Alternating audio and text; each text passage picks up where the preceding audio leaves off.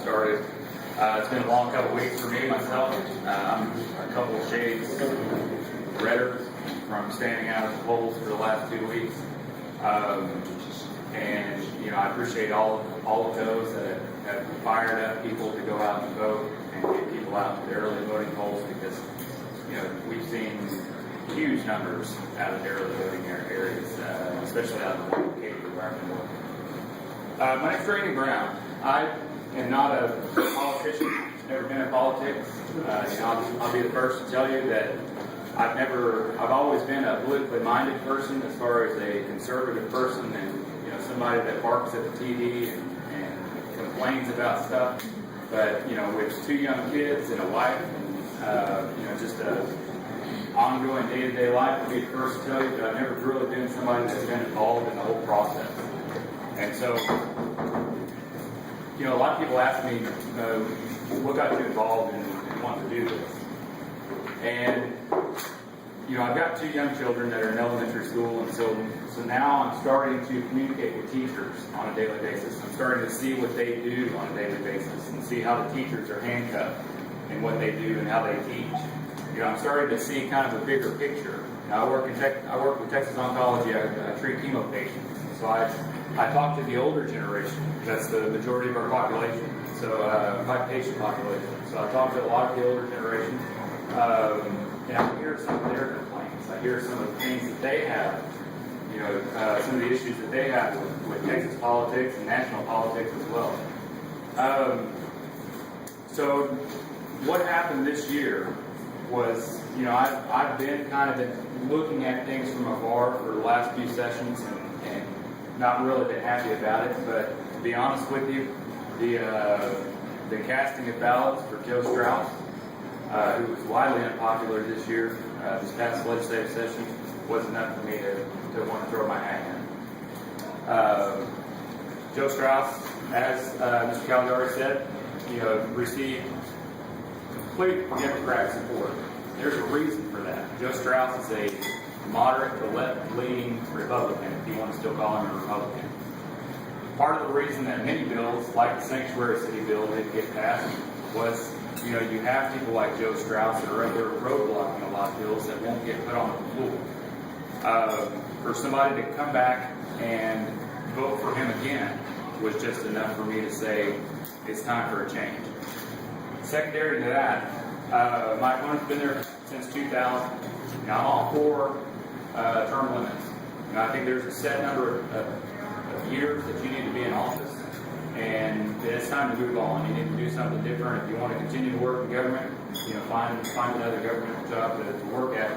But it's my opinion that when you work in one area, and you work in one segmented kind of place in government, you tend to get entrenched in that area, and that's the area that you focus on.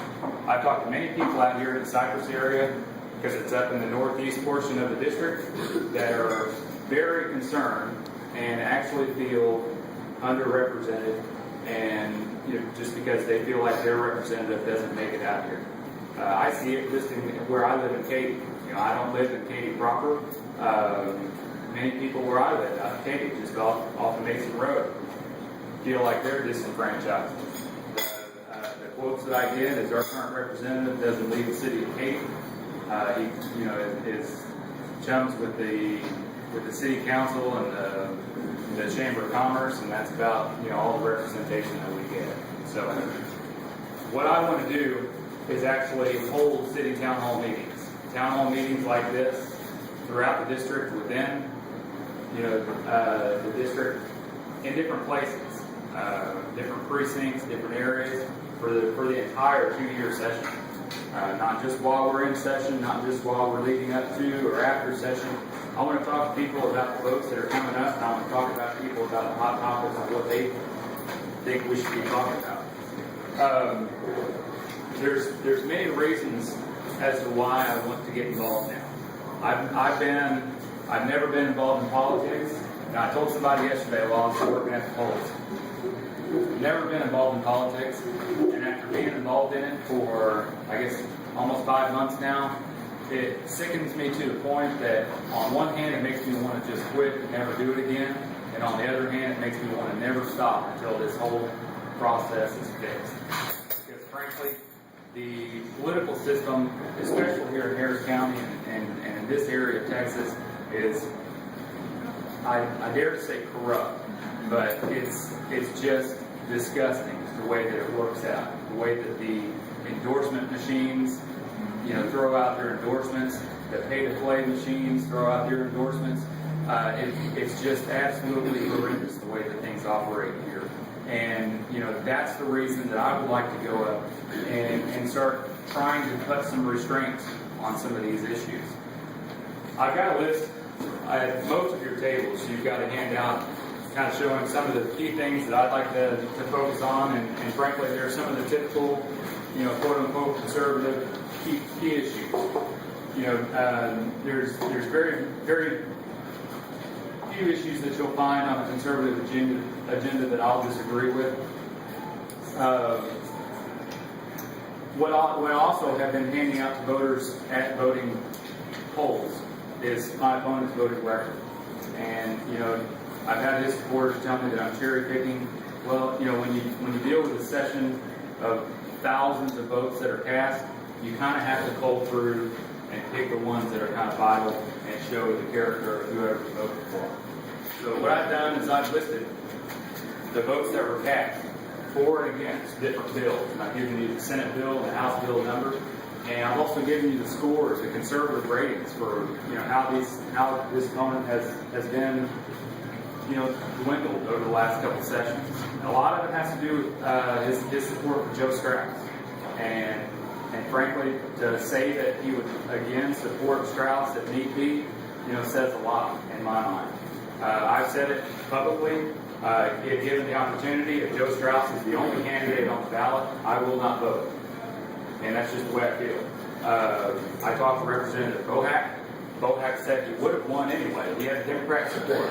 He had moderate support. He would have won anyway.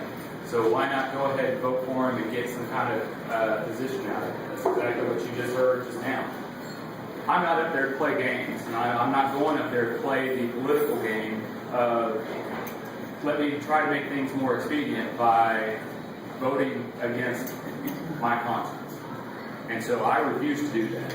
I will not vote for Joe Strauss. I will not vote for anybody like Joe Strauss. I would rather vote for nobody. And that's the vote that you'll get from me. Along the same lines, I won't support any kind of legislation along those lines. I won't support legislation that, with the intention of, if I support your legislation with a wink and a nod, you're going to support mine. That's not the way it's going to work for me. That is one of the many reasons that I want to do this now, because I understand how the game works. It's once you get up into Austin, there's not a whole lot of difference between Republicans and Democrats, because there's not a whole lot of fundamentals that go on, not a whole lot of backbone. It's a lot of you scratch my back, I'll scratch your back, and basically we'll keep everything moving until the next session. And we'll let the establishment re-elect us, and then we'll keep the train rolling. The budget was kicked down the road. They're going to have to focus on it again in 2013. Schools, kicked down the road, going to have to focus again on 2013.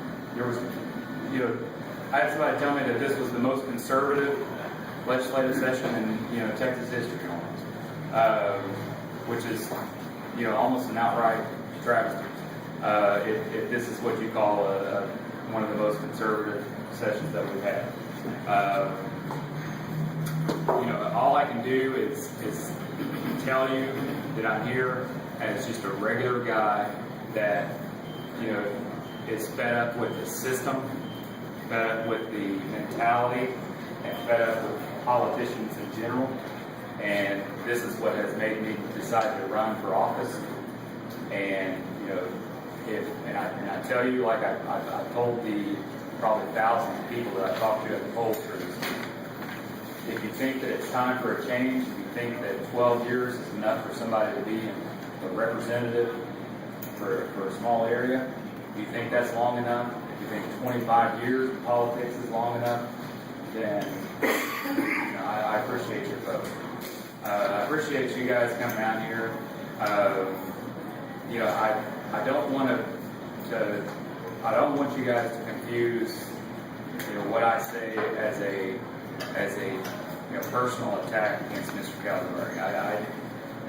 I've not known him personally, but the few conversations that I've had with him on the phone have been nothing but cordial, and I've heard nothing but good things on a personal basis with him.